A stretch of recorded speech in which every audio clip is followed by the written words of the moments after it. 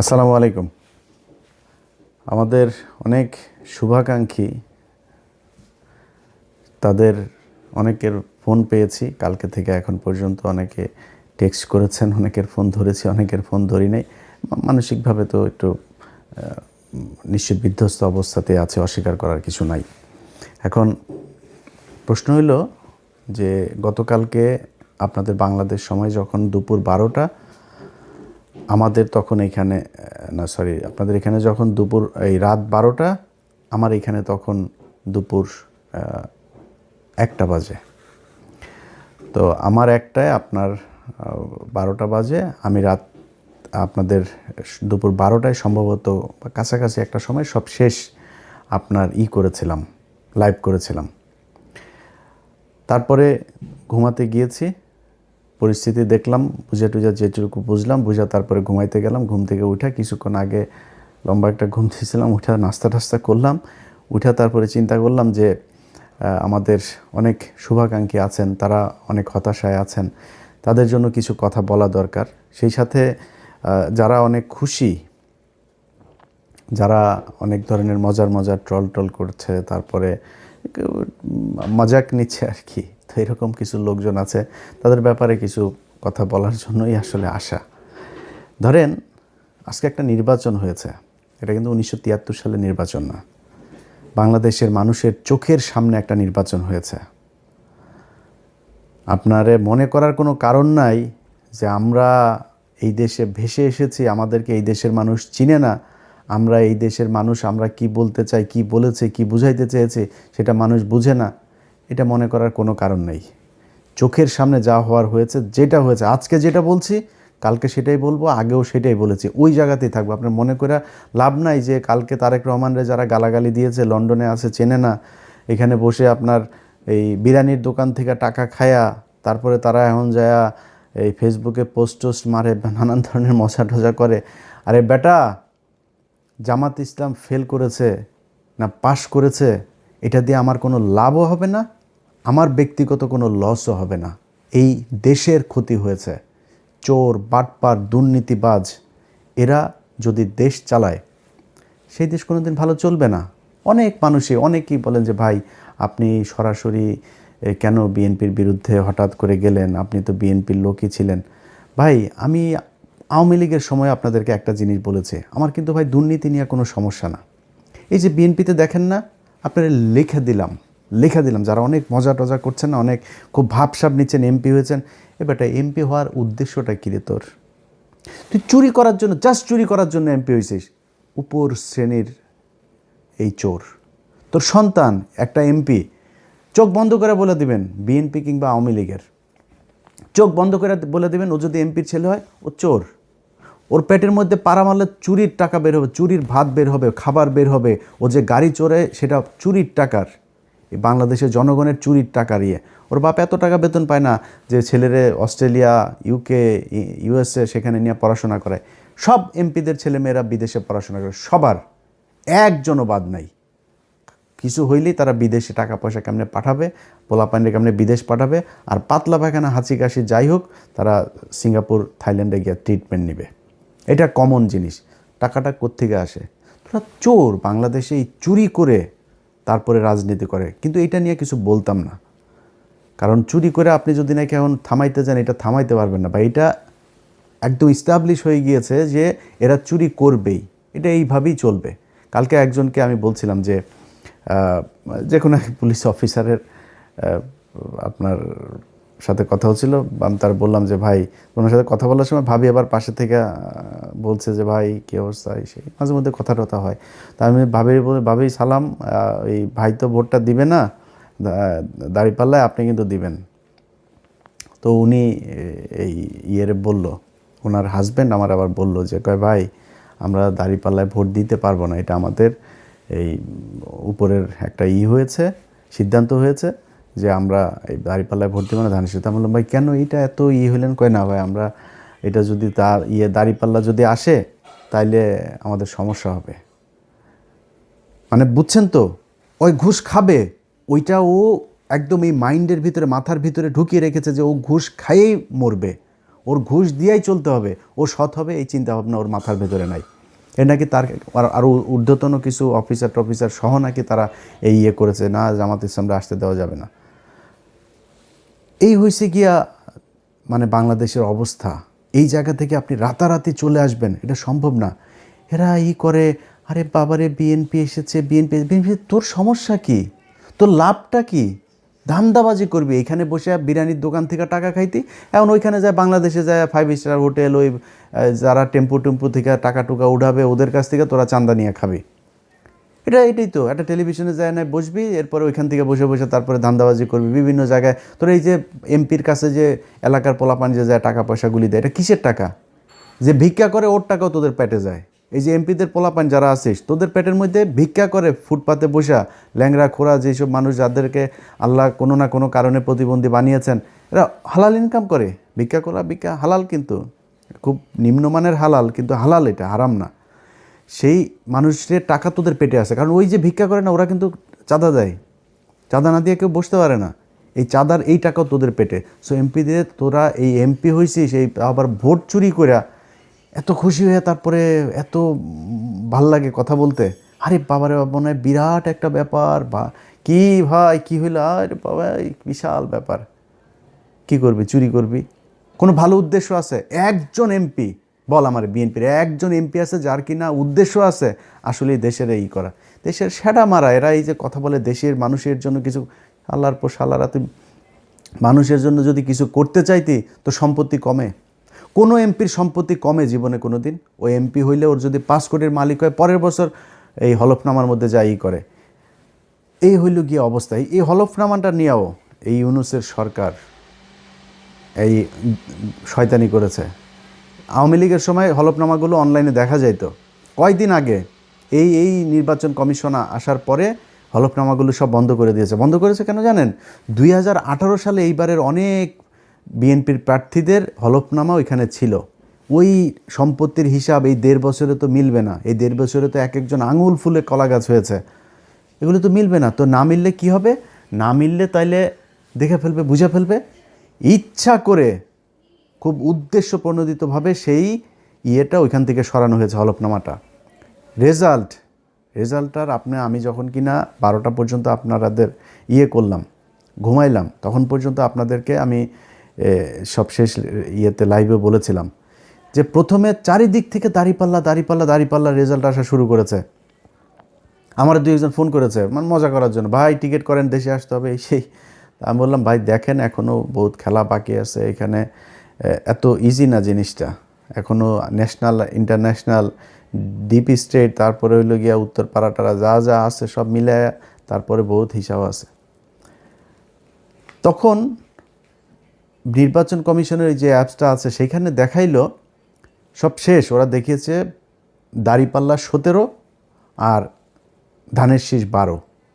প্রথমে কিন্তু 5টা না 6টা সব দাঁড়িপাল্লা। এরপরে সব শেষ এসে দাঁড়াইলো হইলো আপনার দাঁড়িপাল্লা হইলো এই 17 আর ওরা 12। হঠাৎ করে অ্যাপসটা বন্ধ হয়ে গেল, ওইখানে আর কোনো কিছু দেখায় না, কিচ্ছু দেখা যায় না। আমি আপনাদেরকে এখনও দেখাই, সেখানে আপনারা যদি যান, আপনারা নিশ্চয়ই অনেকেই এখানে এই অ্যাপসটার ব্যাপারে আপনাদের জানা আছে। এই যে দেখেন রেজাল্ট শেষ হয়ে গিয়েছে, প্রধানমন্ত্রী বসা যাবে কিছুক্ষণের মধ্যে। সেই দেশে এখন পর্যন্ত নির্বাচন কমিশনের এই চোরের বাচ্চাদের সাথে আমার সমস্যাটা কেন হয়েছে সেটা এই দেশের মানুষ হারে হারে টের পাবে। এই চোরের বাচ্চারা আসার পর থেকে শুরু থেকে এরা জাউরামি শুরু করেছে। ইন্টারন্যাশনাল জাউরা একটারে নিয়ে বসাইছে ওইখানে, ন্যাশনাল জাউরাদের পাশাপাশি ইন্টারন্যাশনাল জাউরাও সেখানে বসেছে। সেই জাউরারা বসে তারপরে কি করলো, যারা ওদেরকে বসাইলো ওদের নাম দিল মব নাম দিয়া তারপরে করলো কি, ওদের দায় মুক্তি দিল। শুয়োরের বাচ্চা দায় মুক্তি, শেখ হাসিনারে খেদাইছে, এটার দায় মুক্তি। এটা কি অপরাধ করছে যে ওর দায় মুক্তি দিব? হিটলারের দেশে দায় মুক্তি দেওয়া হয়েছিল, মুসলিনের দেশে দায় মুক্তি দেওয়া হয়েছিল, কয়েকদিন আগে সিরিয়াতে হয়েছে, দায় মুক্তি দেওয়া হয়েছে। জীবনে কোনোদিন কোনো বিপ্লবে দায় মুক্তি দেওয়া হয়? দায় মুক্তি দিলে কি হয় এটা বাংলাদেশেই উদাহরণ আছে। জিয়াউর রহমান ইনডেমনিটি দিয়ে গিয়েছিলেন এই আপনার ইন্ডেমনিটিটা যদিও মুস্তাকের সময় দেওয়া হয়েছিল, সে এক্সটেন্ড করেছিল, সে ওটারে উইথড্র করে নাই, কিন্তু ইন্ডেমনিটি দেওয়া হয়েছিল যে 15ই আগস্টে এটা নিয়ে কোনো বিচার করা যাবে নাই, সেই বিচার হয় নাই। আজকে যে দায় মুক্তি দেওয়া হয়েছে, এই দায় মুক্তি দিয়ে ইউনূস প্রমাণ করে গিয়েছে যে এরা অপরাধ করেছে, এই অপরাধের বিচার করা যাবে না। আমি অপরাধ করি না, আপনি দায় মুক্তি দিবেন কেন? যেদিন দায় মুক্তির কথা বলা হয়েছে, দায় মুক্তি অধ্যাদেশ যেদিন জারি করা হয়েছে, সেদিন এই যে যারা আছে আজকে বিপ্লবী, যারা জুলাই আন্দোলনের নেতৃত্ব দিয়েছিল, এদের ফাঁসির দড়ি রেডি করে গিয়েছে সেদিন থেকে। এরা এসে এখন সুশীল সাজে। একদম শুরুতেই মাহমুদুর রহমান যখন দেশে গেল, মাহমুদুর রহমান দেশে যাবে, তারা মাহমুদুর রহমানের 3-4 দিন দেশে জেলে থাকতে হইল। ওনারা আইন মেনে, তারপরে তুই কোন আইন দিয়ে রে উপদেষ্টা হয়েছিলি আমারে বলতো, কোন আইন তোরে শেখ হাসিনারে দেশ থেকে বার করাইলি? শেখ হাসিনার সংবিধানে কোনো অসাংবিধানিক, কোনো অনির্বাচিত সরকারের কোনো অস্তিত্ব আছে? সেই সংবিধানের উপরে বসে তোরা চুপ করে রেখে দিছিস। তোরা আসিস এদের বিরুদ্ধে দায় মুক্তি অধ্যাদেশ দেশ। এই দায় মুক্তি দিয়া আমি আজকে আমার মানে আল্লাহ কতদিন বাঁচিয়ে রাখবে সেটা জানি না, সারা জীবন তো বেঁচে থাকবো না। আমার মৃত্যুর আগে হোক আর পরে হোক, আপনাদের একটা জিনিস বলে গেলাম, এই দায় মুক্তি দিয়া যারা এই হাসনাত, সার্জিস, নাহিদ, আসিফ, মাহফুজ, যারা যারা আছে না, এদের ফাঁসি একদিন এই দেশে হবে, হইতে পারে যদি এই দেশে আবার আওয়ামী লীগ ব্যাক করে। আর আওয়ামী লীগ যে ব্যাক করবে সেটা মোটামুটি গ্যারান্টি হয়ে গিয়েছে। আওয়ামী লীগ আপনি রাজনীতি এই দেশে করতে দিবেন, রাজনীতি করতে দেওয়ার পরে মনে করেন 10-15 বছর পরে আওয়ামী লীগ আসলো, আপনাদের এই বিচার করবে না? বিচার তো করার জন্য আপনি সুযোগ দিয়েছেন, আপনি বলেছেন আপনি অপরাধ করেছেন, সেটার দায় মুক্তি দেওয়া হয়েছে। দায় মুক্তি অধ্যাদেশটা বাতিল করে দিল, কি করবেন? 15ই আগস্টের ঘটনায় সব কয়টার ফাঁসি দেওয়া হয়েছে না? এই একই দায় মুক্তির অধ্যাদেশ করা হয়েছিল তো, তাই না? এই ইন্ডেমনিটি দিয়েই তাদের বাঁচিয়ে রাখা হয়েছিল, দেশ থেকে বের করে দেওয়া হয়েছিল। তারপরে জিয়াউর রহমান যদি সেদিন এই বিপ্লবীদেরকে দেশে রেখে তারপরে যদি সরকার পরিচালনা করত, সেই বিপ্লবী সরকার দিয়েই যদি পরিচালনা করতো, তাহলে জিয়াউর রহমানেরও মরতে হইতো না। জিয়াউর রহমান এই একই পাকনামি করে তারপরে তাদেরকে, মেজর ডালিম যিনি এখন বাইরে আছেন, যদি আধা ঘন্টা তার সাথে কথা বলেন, তাহলে 29.5 মিনিট জিয়াউর রহমানের গালাগালি করে উনি।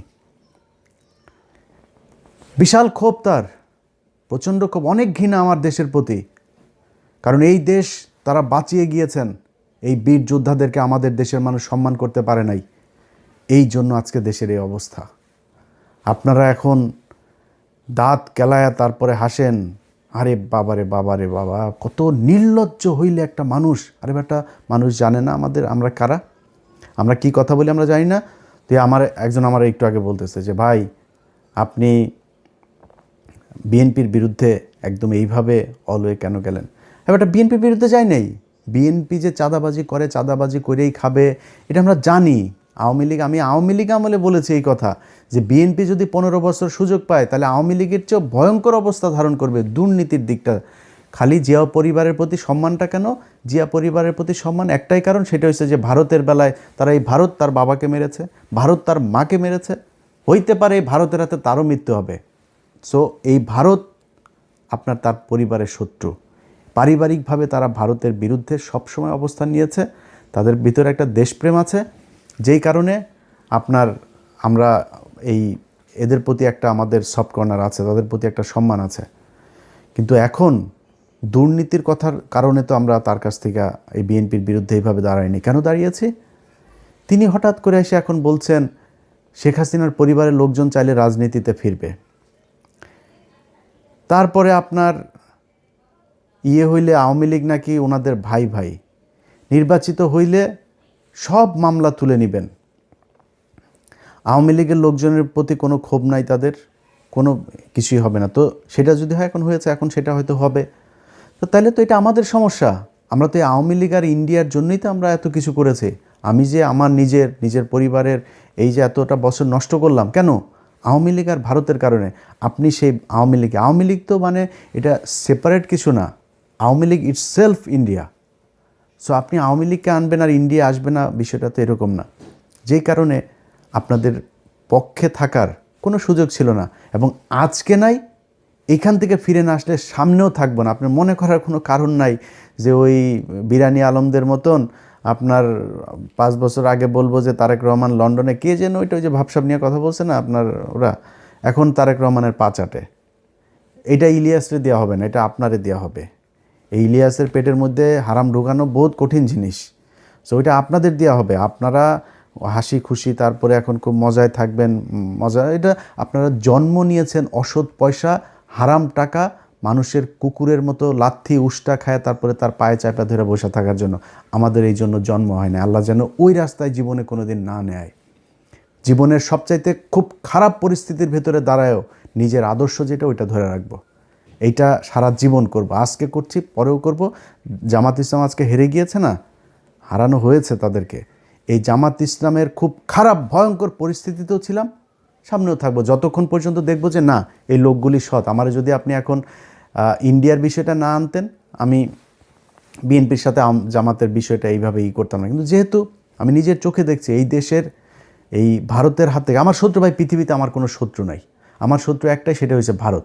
এই ভারতের বিরুদ্ধে যারা, ভারত যাদেরকে অপছন্দ করে, আমি তাদের দলে। সো তারা স্পষ্ট অবস্থান নিয়েছে, তারা সরাসরি বলেছে যে খালেদা পুত্র ভারতের সাথে সমঝোতা করে দেশে ঢুকেছে। তাদের পত্রিকা নিউজ করেছে। এই কয়েকদিন আগে তাদের এক মিলিটারি অফিসার, খুব ঊর্ধ্বতন অফিসার, রিটায়ার্ড, সে বলেছে যে যেদিন বলেছে যে দিল্লি না ঢাকা, ঢাকা ঢাকা, দিল্লি না পিন্ডি, ঢাকা ঢাকা ঢাকা, এই ঢাকা না পিন্ডি, ঢাকা ঢাকা, এটা যেদিন বলেছে সেই দিনই বিএনপি শেষ হয়ে গিয়েছে, সেদিনই বিএনপি ভারতের পক্ষে চলে এসেছে। রিটায়ার্ড অফিসার বলেছে এই কথা। তো এর মানে হলো কি যে আপনার ভারতের সাথেও তাহলে নিশ্চয়ই কিছু একটা হয়েছে, আমরা তো সেটা এখনও জানি না সেই ঘটনা কি হইলো আসলেই কি। তো এই জিনিসগুলি আমরা দেখলাম সেই শুরু থেকে এখন পর্যন্ত। তো দেখে একটা নির্বাচন হইল, এবং সেই নির্বাচনের মধ্যে যদি নাকি মিনিমাম আপনাদের লজ্জাবোধ থাকতো বা সততাবোধ থাকতো, তাহলে নির্বাচন শুরু হওয়ার আগের থেকে 2 মাস ধরে যখন এই যে মানুষগুলোকে আপনার করা হচ্ছে, হুমকি দেওয়া হচ্ছে, ঘর থেকে বের হইতে পারবি না, ঘর থেকে বের হইলেই কিন্তু পা ভেঙে দেওয়া হবে, ভোট কেন্দ্রে ধানের শীষের লোক ছাড়া কাউকে যেতে দেওয়া হবে না, এই এই এই হুমকিগুলো দিয়েছে না। এই হুমকি দেওয়ার পরে বিএনপি থেকে কোনো ব্যবস্থা নেওয়া হয়েছে? তারেক রহমান দেশে যাওয়ার পরেও কোনো ব্যবস্থা নেওয়া হয়েছে? কিছুই করা হয় নাই। তাহলে ঘটনাটা কি দাঁড়াইলো? ঘটনা দাঁড়াইল আপনারা এরকম একটা নির্বাচন করেই ক্ষমতায় আসতে চেয়েছেন। সো এত ভাব মারার কিছু নাই তো, চুরি করে এসেছেন ক্ষমতায়, চুরি করে ক্ষমতায় দেখেন থাকেন। আল্লাহ যা করে ভালোর জন্য করে। যদি নাকি মনে করেন যে এই সামনের দেশ চালানোটা এত সহজ হবে, এত সুন্দর এক দেশ আপনাদের জন্য রেখে গেল এই বালের সরকার একটা, এটা মনে করার কোনো কারণ নেই। প্রতিটা পদে পদে টের পাবেন। আপনার যেই ভালোবাসার সাংবাদিকরা আপনাদের এখন আছে, সেই সাংবাদিকরাই বুঝাই দিবে, এরাই বুঝাই দিবে আপনাদেরকে কি জিনিস তারা। তারা সেই হাসিনার পাচাটা কুকুরগুলো এখন ওইখানে বসে আছে, তারা এখন আপনাদের খুব বিপদে পড়ে তারপরে পাটা চাটছে। কয়দিন পরে পা দুইটা ধাপ করে সরাই দেওয়ার পরে বিচিতে ধরে টান দিবে, বলে গেলাম এটা। তো এই হচ্ছে নির্বাচনের সার্বিক অবস্থা। আপনাদের যদি আমি চ্যানেল 24-এর ইয়েটা দেখাই, আপনারা দেখেছেন গণমাধ্যমের আজকের ভূমিকা। তারা প্রথম অবস্থায়, আমি সব শেষ ইয়েটা যখন করলাম, লাইভটা যখন করলাম, ধরেন তখন বাজে কয়টা, বাংলাদেশ সময় দুপুর 12টা বাজে। ওই সময়টাতে দেখেন তারা কি করলো, নিউজ করছে শুধু বিএনপির, শুধু বিএনপির। আরে আমার তো মানে মূল ছিল যে খবরটা জানা, যে চুয়াডাঙ্গার অবস্থাটা কি, যে চুয়াডাঙ্গায় কতজন এই শরীফের বিরুদ্ধে যে দাঁড়িয়েছে মাসুদ পারভেজ রাসেল, তার কী অবস্থা। ওনার আবার ওইখানে আমার কিছু সম্পৃক্ততা আছে, যেই কারণে আমার এটা নিয়ে খুব আগ্রহ ছিল। রাত 12টার ভেতরে উনি রেজাল্ট পেয়েছেন। মানে এই রেজাল্ট পাওয়ার পরে সেই মাসুদ পারভেজ রাসেলের নিউজ হয়েছে হলো চ্যানেল 24-এ এখন থেকে 2 ঘন্টা আগে। তারপরে ওইখানে ছাড়াও গত 3 ঘন্টার মধ্যে আপনি যদি নাকি রেজাল্টগুলো দেখেন এখন বেশিরভাগ জামাত যাচ্ছে। দেখেন রাজশাহী 4 আসনে আব্দুল বারী সরকার, তিনি 1,15,000 পেয়ে বিজয়ী হয়েছেন। তারপরে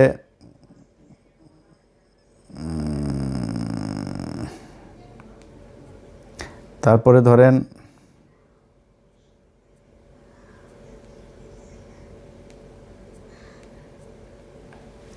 আচ্ছা, অ্যাডভোকেট রুহুল আমিন চুয়াডাঙ্গা 2 আসন থেকে বিজয়ী হয়েছেন। তারপরে হইল গিয়া রাজশাহী 1 আসনে বিজয়ী হয়েছেন মোহাম্মদ মুজিবুর রহমান, 1,71,000 ভোট পেয়েছেন। মোহাম্মদ আফজাল হোসেন কুষ্টিয়া 4 আসনে পেয়েছেন, 2 ঘন্টা আগের নিউজ।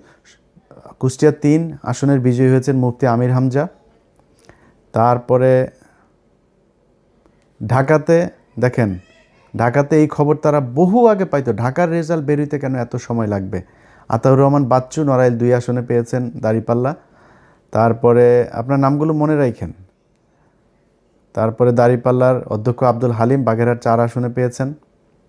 তারপরে বাগেরহাট 2 আসনে বিজয়ী হয়েছেন শেখ মঞ্জুরুল হক রাহাত ভাই।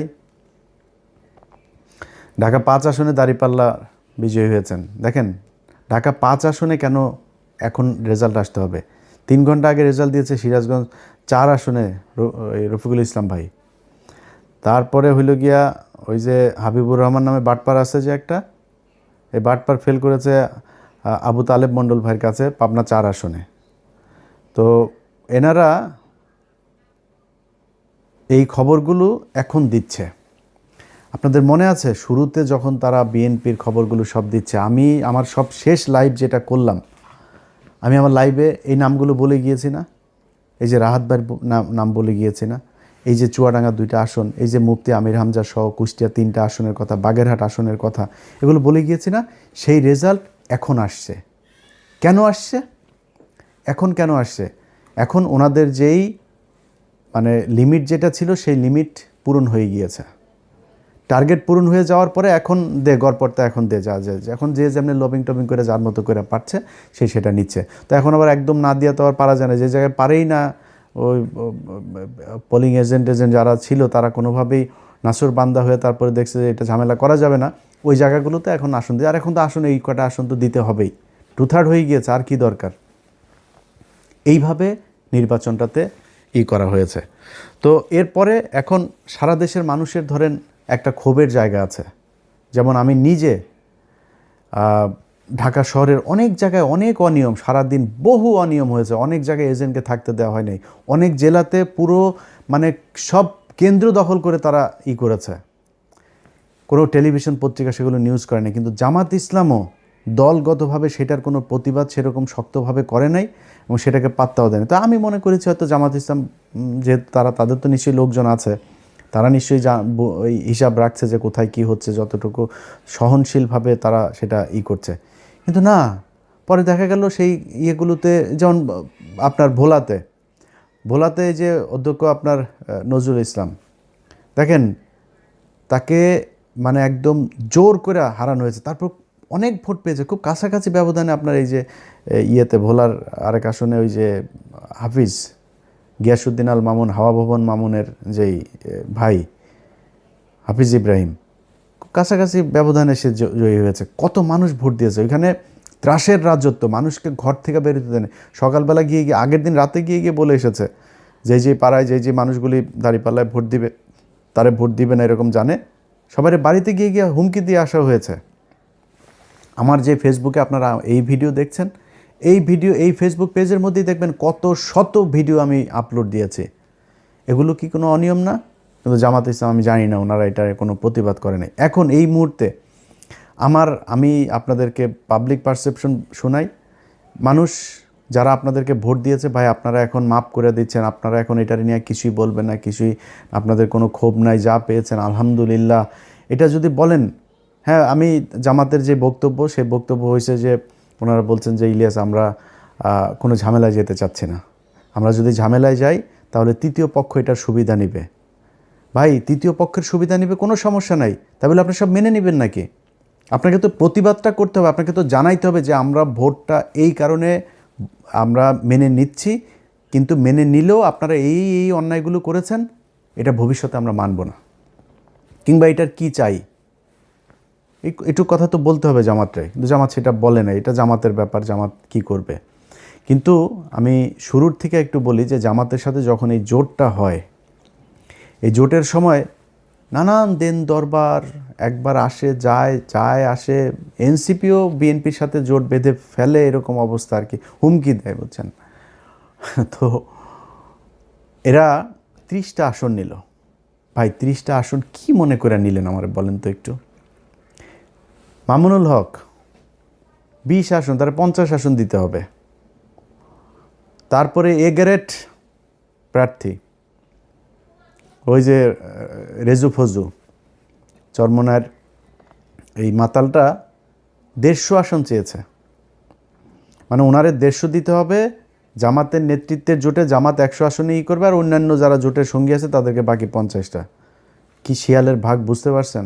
তাদের এ গ্রেডের 143টা প্রার্থী, সে এ গ্রেডের প্রার্থীর কই চাচা, আপনি নিজে 2 আসনে দাঁড়িয়েছেন, ভাবটা দেখেন তার। ধরেন দলের প্রধান আছে না, যেমন খালেদা জিয়া, শেখ হাসিনা, ওনারা যেমন দাঁড়াইতো, তারেক রহমানও 2 আসনে দাঁড়িয়েছেন।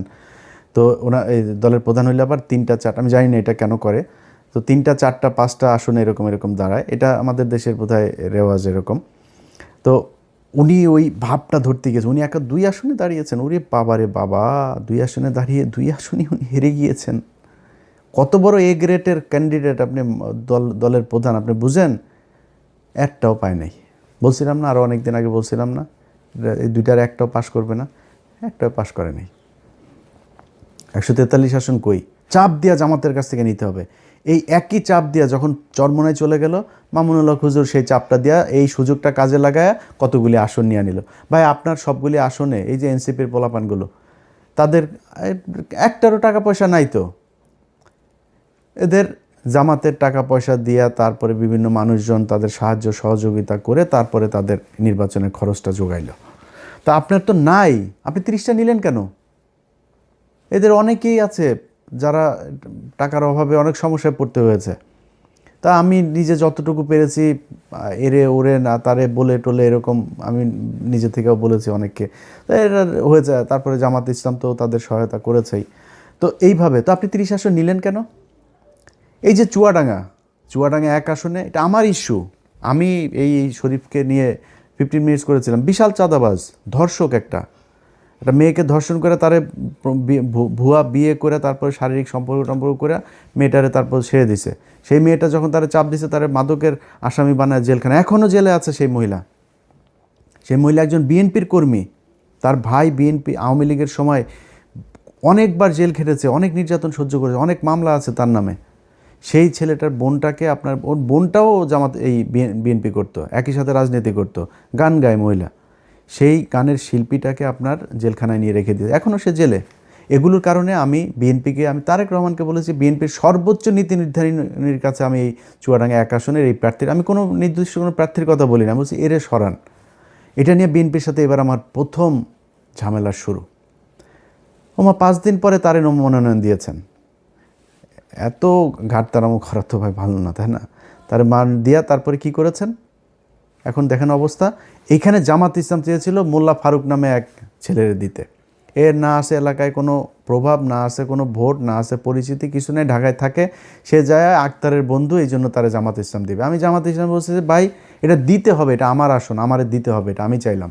আমি চাই নিয়ে তারপরে এই অ্যাডভোকেট মাসুদ পারভেজ রাসেলকে এটা করেছি যে আপনি নির্বাচন করবেন। বিশাল ব্যবধানে জিতেছে সেখানে চুয়াডাঙ্গা 2টা আসনই জামাত পেয়েছে, সেখানে নিয়ে দেওয়া হলো। ওখানে যদি ওই ছেলের দেওয়া হইতো 100% সে হাঁটতো।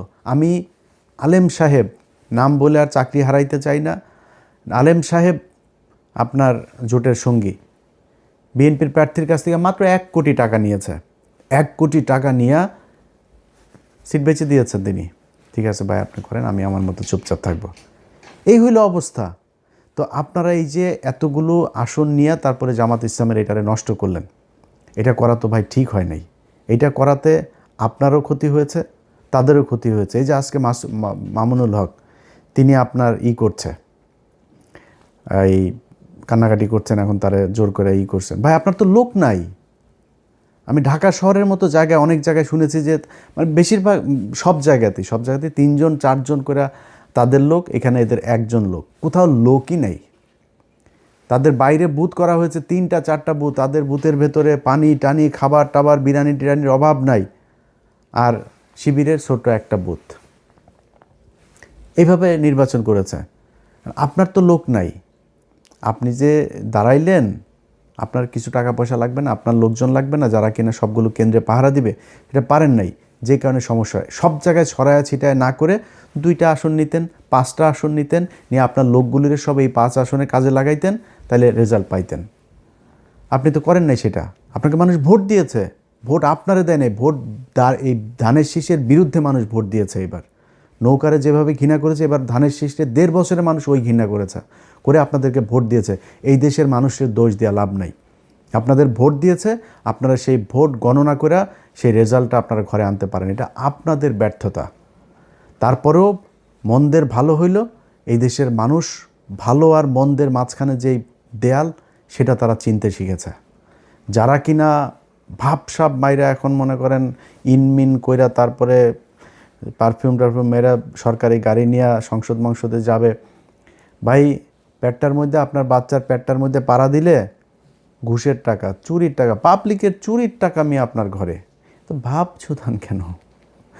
আপনারা চুরি করে তারপরে এমপি হইছেন, চোরের মতো থাকবেন, তো ভাব মারার কিছু নাই। তো এই চোরেরা যে চোর, সেটাও বাংলাদেশের মানুষ দেখেছে, আপনাদেরকে দেখায় রাখলাম। একটু নিজের ছোট মনে হয় না? যারা মনে করে বোধহয়, আমি আমার ইয়েতেও দেখলাম, আমার এই কি বলে ফেসবুকের লাস্ট যে পোস্ট ছিল, সেখানে আমি দেখলাম অনেকে কমেন্ট করেছে, কিরে তুই কই হারাই গেলি কেন? এবার আমি কি চুরি করছি? আমি চোর, আমার পেটে ঘুষের টাকা, আমার পাশে পেটের মধ্যে চুরির টাকা, তোর বাচ্চাদের পেটের মধ্যে এখন সরকারি গমের টাকা যাবে, সরকারি চালের টাকা যাবে, ভিজিএফ কার্ডের টাকা যাবে, ফ্যামিলি কার্ডের টাকা যাবে তোর সন্তানদের পেটের মধ্যে, তোরা খাবি এগুলি। আমি কেন লজ্জা পাবো রে? আমার লজ্জা পাওয়ার কি আছে? আমার মানুষ ভোট দিয়েছে, তোরা চুরি করেছিস, ভিডিও আছে সব জায়গার। মনে করেন যে আপনারা এখন ওনারা বলতে পারে যে ভাই সব জায়গাতে হয় নাই, সব জায়গাতে হয় না, এটা আপনারা বললো আগে, প্রতিটা আসনে হয়েছে, ইচ অ্যান্ড এভরি কনস্টিটিউয়েন্সি, কিন্তু যেটা হয়েছে কোনো জায়গায় কম হয়েছে, বেশি হয়েছে। এখন আপনি মনে করেন যেই জায়গাগুলোতে আপনারা করলেন, দেখলেন, আপনার দল থেকে বলা হয়েছে যে এই জায়গায় আমরা চুরি করে জিতছি, ভাই এই জায়গায় চুরিটা একটু বেশি হয়ে গেছে, আরবার নির্বাচন করব, বলছেন নাকি এখন পর্যন্ত? এই যে 2-3 মাস ধরে আপনার হুমকি দেওয়া হচ্ছে, ভোট কেন্দ্রে যাইতে দিবে না, ভোট কেন্দ্রে গেলে হাত পা গুঁড়া করে দিবে, তাদের বলা হয়েছে নাকি এই তোমার দিব না, নির্বাচন করতে দিব না? এই চুয়াডাঙ্গার কালকের দিনের ঘটনা, ভোট চলাকালীন সময়, আমার পেজে যায়েন ভাই, সব আছে এখানে। চুয়াডাঙ্গার প্রার্থীর ভাই শরীফুজ্জামান শরীফের ভাই টরিক, সে এক ভোটারে বলছে, কয় তোরা ভোট দিতে যাবি না, ভোট দিতে যাইতে দেবে না, কয় তোরা দাঁড়িপাল্লায় ভোট দিবি জানি, তোরা ভোট দিয়ে যাবে না। আর শোন, ভোট দিতে যেও লাভ নেই, কারণ হচ্ছে গিয়ে ওই যে দাঁড়িপাল্লায় ভোট দিলেও ওইটা ধানের শেষে কিন্তু পাশ করবে। দেখেন আমার পেজের মধ্যে যায় দেখেন, গেলে এখানে পাবেন, সব কিছু আছে ওই জায়গায়। এটা হয়েছে, এইভাবেই নির্বাচনটা হয়েছে। তা আমরা লজ্জা পাবো কেন রে? তোরা চুরি করছিস, চোর, এমনিতে কয়দিন পরে চুরি করবি, ভোটে আসছিসও চুরি করে। হাসিনা ঠিক যেমনি চুরি করতো, তোরা ওইভাবেই চুরি করছিস। তো তোদের সাথে আর হাসিনার সাথে পার্থক্য কী? তোরা না কয়দিন আগে বলতি যে ভোটের অধিকার ফিরায় দিব, তোর এইটার নাম ভোটের অধিকার ফিরায় দেওয়া? যে হাসিনা যেমনি চুরি করতো সেমনি যদি করিস, দেশটারে চালা। আমরা চাই, আল্লাহর কাছে দোয়া করি, একমাত্র যারে কিছু বলি নাই এখনও পর্যন্ত, সেটা হলো তারেক রহমানের প্রতি আমার 2 দিন আগের ভিডিওতে বলেছি যে ওনার প্রতি একটা প্রত্যাশা এই দেশের মানুষের এখনও আছে। উনি দেশ কেমন চালাবেন আমরা জানি না, আশা করি উনি ভালো কিছু করবেন, অন্তত ভারতের ওই ফাঁদ থেকে তিনি বের হয়ে আসবেন। দুর্নীতি তারেক রহমান আপনি নিজে চাইলেও ঠেকাইতে পারবেন, ওইটা আপনার সম্ভব না, কারণ আপনার দলের মোটামুটি সবই চোর, আপনি ওইটা ঠেকাইতে পারবেন, ওইটার সমস্যা নেই, ওইটা আমরা মাইন্ড করি না। আপনি করবেন, ভারতের বিষয়টা একটু মাথায় রাখেন, এইটা আপনার কাছে অনুরোধ থাকলো, তাইলে আপনার বিরুদ্ধে কখনোই কিছু বলবো না। তো ওনাদের এই জায়গাগুলোর বিষয় নিয়ে আমাদের অনেক ছিল, চুরি টুরির এই বিষয়গুলো নিয়ে, যেগুলোর কারণেই আমরা আজকে সারাদিনই আপনার নির্বাচনের সারাদিনই আপনাদেরকে সেই জিনিসগুলো দেখিয়েছি। দেখানোর পরে সেটার কোনো প্রতিকার হয়নি, বরং নিয়ে আসা হয়েছে। তো চোরেদের জন্য শুভকামনা থাকলো। আপনারা 12 তারিখের পরে 13 তারিখ থেকে, আজকে সেই 13 তারিখ শুরু হয়েছে, আশা করি আজকে থেকে নিয়মিত আপনারা চাঁদাবাজি করবেন। আপনার পেটের, আপনার সন্তানের পেটে, বউয়ের পেটে, ঘরের সবটার পেটের মধ্যে এই চাঁদাবাজির টাকা থাকুক, এটা আপনাদের দোয়া করি। এটা আপনারা জাতীয় খাবার হিসাবে, আহার হিসাবে নিয়েছেন, খান, ভালো থাকেন। কিন্তু আমাদের জায়গা থেকে আমরা যেইখানে ছিলাম সেইখানেই আছি। জামাত ইসলাম যদি পচে গলে গন্ধ হয়ে যায়, তাও এইটুকু জানি যে জামাত ইসলামের কোনো লোকের দিয়া মানে হইতে পারে একটা জামাত ইসলামের লোক ওই একজনের আপনার পরকীয়া করতে গিয়ে ধরা পড়ে নাই, জামাত ইসলামের লোক খারাপ করতে মানে শয়তানে তারা ধরবে না, এটা করে। কিন্তু একজনের পরকীয়া করতে যায় ওই নেতা জামাত ইসলামের জীবনে আসা কোনো দিন আর কোনো পথ পাবে না। ধান্দাবাজি করবে, চাঁদাবাজি করবে, টেন্ডারের টাকা মেরে খাবে, দলের টাকা মেরে খাবে, সরকারের টাকা মেরে খাবে, জীবনে কোনোদিন দলে এসে সে চান্স পাবে না। শিবিরের কোনো ছেলে যা ইপটিজিং করেছে, কোনো মেয়ের সাথে যা ইসলামী ছাত্র সংস্থার এক মেয়ের সাথে যা প্রেম করেছে, দুইটাই বহিষ্কার দল থেকে, এটা সম্ভব না। কিন্তু আপনার অন্য দলের ক্ষেত্রে সেটা একদম খুব নর্মালি এই জিনিসগুলো নিয়ে যাওয়া হয়, যেই কারণে তাদের প্রতি একটা ভালোবাসা থাকবে সবসময়। বিশ্বাস করি জামাত ইসলামকে যদি আল্লাহ সুযোগ দেয়, জামাত ইসলাম এই দেশে ক্ষমতায় আসবে, এবং যেদিন ক্ষমতায় আসবে সেদিন এই দেশের চেহারা পাল্টে যাবে। এবং সেইটা বাংলাদেশের মানুষ এইবারই চেয়েছিল, হইতে দেওয়া হয় নাই। সময় আছে, সামনে হবে, না হইলেও সমস্যা নাই। যদি 10,000 বছর না হয় সমস্যা নাই তো। আমি কি মানে আমার চোখের সামনে আমি মানে জল জল করে আমার যদি আপনি দাঁড়িপাল্লার ধানের শীষ দাঁড় করায় দেন, হয়তো এখন যেভাবে বলি এভাবে বলতাম না, আমি জীবনে ভোট দিতাম নাকি ধানের শীষের। আমি মানে দুইটারে যদি আপনি এক জায়গায় আমার বলেন যে দুইটার কারে ভোট দিবা, আমি দিব। কারণ গত 1.5 বছরে তো আমরা দেখলাম আপনাদের প্রতি যেই ভালোবাসা ছিল, এই 1.5 বছরে আপনারা এত তাড়াতাড়ি যে অমানুষ হয়ে যাবেন, চাঁদাবাজ হয়ে যাবেন, এটা তো বুঝতে পারি নাই ভাই। কয়দিন আগে জেল খেটেছেন, এই নির্বাচনে আজকে এমপি হবেন, এটা চিন্তা করেছেন? অনেকের জেলখানায় ফাঁসি হইতো। এই যে আজকে বাবর ভাই, ওনার ব্যাপারে আমি ওনার লোকজন চাঁদাবাজি করে কিনা আমি জানি না, কিন্তু বাবর ভাই আজকে ওনার ফাঁসি হওয়ার আসামি উনি এখন আজকে এমপি বানিয়েছেন আল্লাহ ওনাকে। আমি জানি না উনি জিতেছেন কিনা, যদি হয়ে থাকেন আমি চাই উনি এমপি হোক, আল্লাহ ওনাকে জেতাক। উনি কই ছিল? এইটুকুতেই ভাই সন্তুষ্ট হওয়া দরকার ছিল। আপনি জামাত ইসলামের কি হারানোর কিছু আছে নাকি রে ভাই? জামাত ইসলাম কি যায় দলে যায় চাঁদা খাবে? জামাত ইসলাম ওইখান থেকে যায় ইনকাম করবে? জামাত ইসলাম যেইটা করতো জামাত ইসলাম এখন ওইটাই করবে। জামাত ইসলাম হারানোর কিছু আছে? ওরা এই গত 15 বছরে যে নির্যাতন সহ্য করেছে, ওদের আবার কি? ওদের নিষিদ্ধ করে রাখা হয়েছিল, একদম নিষিদ্ধ জঙ্গি গোষ্ঠীর মতো আচরণ করা হইতো ওদের সাথে। সেই দলটা আজকে যেখানে এসেছে, এটা ওদের জন্য বিশাল ব্যাপার। এনাফ ওদের জন্য। ওরা কিছু হারায় নাই, এই দেশের মানুষ হারিয়েছে। আমার আজকে যদি জিজ্ঞেস করেন যে ভাই আপনার কেমন, আপনার কি সমস্যা, আপনার কি হইলো, আপনি কতটুকু ভাই আপনার তো হয়ে গেল, আমার কিছু লস হয়নি ভাই। আমারে আল্লাহর রহমতে আর্থিকভাবে আল্লাহ যথেষ্ট সচ্ছল রেখেছেন, আল্লাহর রহমতে ভালো আছি, আল্লাহ সুস্থ রেখেছেন, হাত পা দিয়ে কাজ করে খাইতে পারি, এটা এনাফ। কিন্তু সমস্যাটা কি হয়েছে জানেন? যেটা গতকালকের ভিডিওতে বলেছিলাম, নির্বাচনের আগের দিনে যে ভিডিও, যে কিছু কাজ ছিল যেই কাজগুলোর জন্য এই ইউনূস সরকারের সাথে আমার সব সমস্যার শুরু।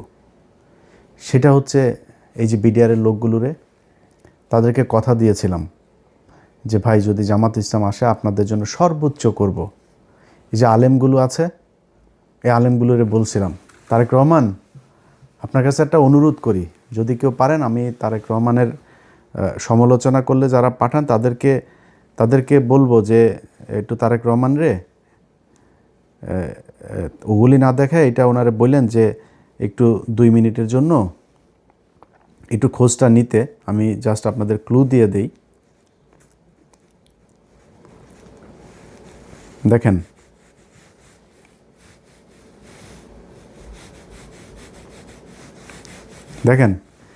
এটা আপনাদেরকে আমি দেখাই, আমি জানি না আপনার দেখা যাবে কি না। আচ্ছা, এই যে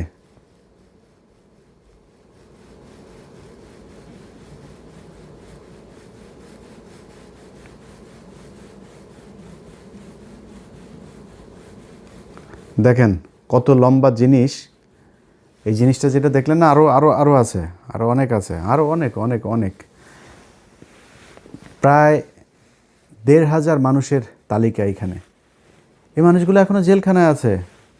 মামুনুল্লাহ খুজুর, আপনি যে আজকে এমপি হওয়ার জন্য যে তোড়জোড়টা করছেন না, আপনি এই জেলখানায় যারা আপনার পা ধুইয়া দিত, নিজের বাসা থেকে খাবার নিলে নিয়ে আপনারে দিয়ে আসতো, আপনার ভোর রাতে উজু করার জন্য যা পানি নিয়ে আসে দিত, সেই মানুষগুলো এখনও জেলখানায় আছে হুজুর। খোঁজ নেন নাই আপনারা। 1.5 বছর আপনি এই আফগানিস্তান ঘুরতে যান, জেলখানার মানুষগুলোরে ছাড়াইতে পারেন নাই। এটার নাম জেহাদও না, এটার নাম ইসলামও না, আপনারা করেন নাই। তো যে দুইটা জিনিস বললাম, আমার বাংলাদেশের যত প্রভাবশালী, এটা সেনাপ্রধান হোক আর ইউনূস হোক, আসিফ নজরুল হোক, সবার সাথে আমার গ্যাঞ্জাম বেঁধেছে দুইটা জিনিস নিয়ে। সেটা হলো বিডিআরের এই লোকগুলোকে, এটা কেন জানি মায়া লাগে এদের জন্য। এখন কী বলবো বলেন, আরে আলেম এই দুইজন আর আরেকটা জায়গা আছে, সেটা হইলো যে ওই যে ফেনীতে 16 জন মানুষ কন্ডেম সেলে পড়ে আছে, তাদেরকে এই বনজ কুমার একদম আপনারা তদন্ত করেন আবার আপনার মতো, আমি আমার মতো তদন্ত করেছি, 15 মিনিটস করেছি, সেখানে দেখিয়েছে সেগুলো কি হয়েছে। যদি পারেন ওই মানুষগুলোরে একটু ছেড়ে দিন। আর আরও কিছু জিনিস আছে, এই যে প্রথম আলোর ঘটনায় কিছু মানুষকে এখানে জেলখানায় নেওয়া হয়েছে, এই মানুষগুলোর ছেড়ে দিন। এই মানুষগুলোর কেউ এটার সাথে জড়িত না, আমার নামে মামলা দিয়ে রাখেন। এই মানুষগুলোর এখানে তারা ফেসবুকে একটা পোস্ট করেছে, একটা পোস্ট শেয়ার করেছে, সেই কারণে তাদেরকে নিয়ে তারপরে এখন একটা করে তারপরে বিচার করার চেষ্টা করা হচ্ছে। এই খুশিটা প্রথম আলোরে করতে যায় না তারেক রহমান। আপনার আজকে যত সাংবাদিকরা আপনার পায়ের নিচে আপনার জিভ দিয়ে আপনার পা চাটছে, এরা সবাই আপনার বিরুদ্ধে ছিল, সবাই। এখানে এই বাংলাদেশে এমন একজন সাংবাদিক নাই যে সাংবাদিক, আমি সাংবাদিক খুব ছোট একটা সাংবাদিকের আপনার জন্য এই গত 6 বছরে যতটুকু আমি নিজের ক্ষতি করেছি এটুকু কেউ করে নাই। এই 6 বছর আপনি আজকে আপনারা যেমন কথা বলছি না, এই 6 বছরে এমন কথা বলি নাই কোনো দিন। কারণ আপনারে এই 6 বছরে আপনারা যে নির্যাতন সহ্য করেছেন, এই নির্যাতনের এই সময়টাতে আপনি আমার কিছুই করতে পারতেন না আপনার বিরুদ্ধে কথা বললে। কোনো দিন বলি নাই, কোনো দিনও বলি, একটা সিঙ্গেল ওয়ার্ডও আপনি আমার দেখাইতে পারবেন না। আজকে পরিস্থিতির কারণে কিছু সমালোচনা করি, এগুলো নিলে আপনার ভালো হবে। কারণ হলো যে এই যারা আজকে পাঁচাটে, এই পাঁচাটা বাহিনী 2 দিন পরে রাতারাতি বের হয়ে যাবে। আর আরেকটা অনুরোধ আপনার কাছে করে যাই, জীবনে কোনো দিন আওয়ামী লীগকে নিয়ে আসার চেষ্টা করেন না। আওয়ামী লীগকে যদি নিয়ে আসার চেষ্টা করেন, আপনার দল থাকবে না। কেন থাকবে না জানেন? জামাত ইসলাম কিন্তু পেছনে যাবে না। জামাত ইসলাম যেখানে এসছে এখান থেকে সামনে যাবে। আমি এবার একটা খুব কুবুদ্ধি দিয়েছিলাম জামাতের আমিরকে। আমি তাদের বলেছিলাম যে হুজুর আপনি একটা কাজ করেন, আওয়ামী লীগকে নির্বাচনে আসতে দেন। আওয়ামী লীগের নির্বাচনে আসলে আওয়ামী লীগ জামাতের ভোট কাটতো না, আওয়ামী লীগ আপনাদের ভোট কাটতো। যে হিন্দুদের ভোট পেয়েছেন, হিন্দুদের ভোট তো রিজার্ভ ভোট, এটা আওয়ামী লীগের জন্য, এটা আপনারা পাইতেন না। আওয়ামী লীগের নিজস্ব ভোট অনেক পেয়েছেন আপনারা, সেটা আপনারা পেতেন না। আমি এই বুদ্ধিটা কিন্তু দিয়েছিলাম, কারণ আমি জানি যে আপনারা তো করবেনই। আমি তারা বলেছিলাম যে বিচার যাদের নামে আছে, মামলা টামলা আছে, তাদের বিচার করেন, বাট আওয়ামী লীগকে আসতে দেন। সামনে আওয়ামী লীগকে আনতে দিবেন না।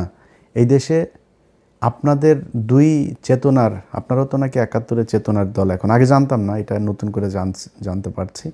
তো আপনাদেরকে যারা চেতনার দল আর আওয়ামী লীগ চেতনার দল, এই দুইটার মধ্যে একটা থাকবে, দুইটা থাকতে পারবে না।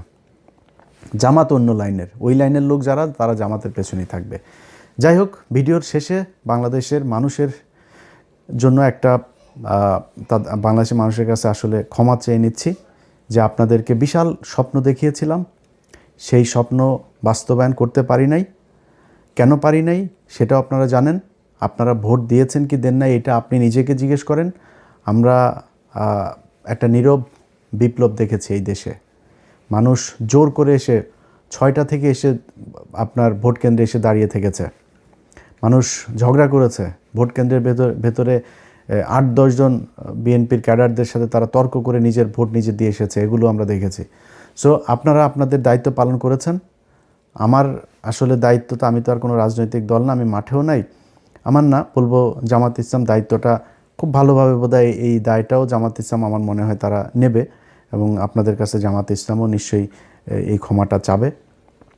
আর জামাত ইসলামের জন্য শুভকামনা থাকলো। তাদের সততা যতদিন আছে, এই সততা নিয়ে তারা বাংলাদেশের মানুষের পাশে থাকবে, এটাই অনুরোধ থাকবে। আবারও সবাইকে শুভেচ্ছা জানিয়ে, ভালোবাসা জানিয়ে, নতুন একটা বাংলাদেশ, যে বাংলাদেশটা অন্তত হাসিনার মতো হবে না, এমন একটা বাংলাদেশ দেখতে চাই। এই বিএনপি তো আজকে হয়তো নির্বাচনের কারণে বিরোধিতা করেছি, তো এই বিএনপি তো আজ থেকে 1.5 বছর আগেও তো তারা আমার খুব আত্মার লোক ছিল, তাই না? এদের মধ্যে অনেক মানুষ এখনও আমাকে ভালোবাসেন। তো তারা দেশ চালাবে, আশা করি হাসিনার মতো সেই জঙ্গি খেলা, সেই ভারতের সাথে স্বামী স্ত্রীর সম্পর্ক, এগুলো যদি না করে, তাদের সাথে সম্পর্ক খারাপ থাকবে না মনে হয়। নির্বাচন যদি আবারও আসে 5 বছর পরে, নির্বাচনী প্রতিদ্বন্দ্বিতা করতে গেলে আবারও জামাত ইসলাম যদি নির্বাচন করে, আবারও জামাত ইসলামের পক্ষেই থাকবে। আগেই বলে রাখি, এটা আর মনে করেন আমি আবার বিরিয়ানির দোকানের ওই মাল না, কিন্তু আমি ওই মাল টাকা দিয়ে 2 দিন পর পর পা চাটাইতে পারবেন, আমি ওই জিনিস না। আবার নির্বাচন সামনে আসলে আবার ওই জামাত ইসলামের পক্ষেই থাকবো। যদি এই 5 বছর দেখি আপনারা ভারতের ব্যাপারে সুন্দর পদক্ষেপ নিয়েছেন, করেছেন, তাহলে যে কোনো দিন আবার আপনাদের প্রশংসা করে কথা বলবো, আমার কোনো সমস্যা নেই। আমি কারোর কাছে দায়বদ্ধ না ভাই, জামাতের থেকে বের হয়ে আপনার বিএনপির পক্ষে কথা বলবো, আর জামাত আমার টাকা পয়সা দিয়ে তারপরে আমাকে করেছে, তাদের দলে নিয়েছে, তারপরে তার টাকা পয়সা দেওয়ার ওই ফুটেজ বার করে দিবে, ভাই ওগুলি তো করি নাই কারোর সাথে, আপনার সাথেও করিনি, তাদের সাথেও করিনি, কারোর সাথেই করিনি। সো আমি কারোর কাছে দায়বদ্ধ না। আমার একটাই পরিচয়, একটাই, আমি অ্যান্টি ইন্ডিয়ান। ওই জায়গাতে আপনি যখন বলবেন আওয়ামী লীগরে আনবেন, ইন্ডিয়ার সাথে ভালো সম্পর্ক হবে, তারপরে আপনার ইন্ডিয়ান পত্রিকাতে আপনার কি বলে করবে, প্রশংসা করবে, তখন আমি বুঝবো সামথিং রং, তখনই আপনার বিরুদ্ধে আমি কথা বলবো। আদারওয়াইজ সব কিছু ঠিক আছে, চালায় যান। চুরি করে ক্ষমতায় এসেছেন, দেখেন দেশটা মোটামুটি চালান। অবস্থাও ভালো না, অর্থনৈতিক অবস্থাটা খুব একটা বোধহয় ভালো না, ঠিকঠাক মতো চালায়েন, এটাই চাই। 5 বছর পূর্ণ হন, ইনশাল্লাহ কথা হবে আবারও।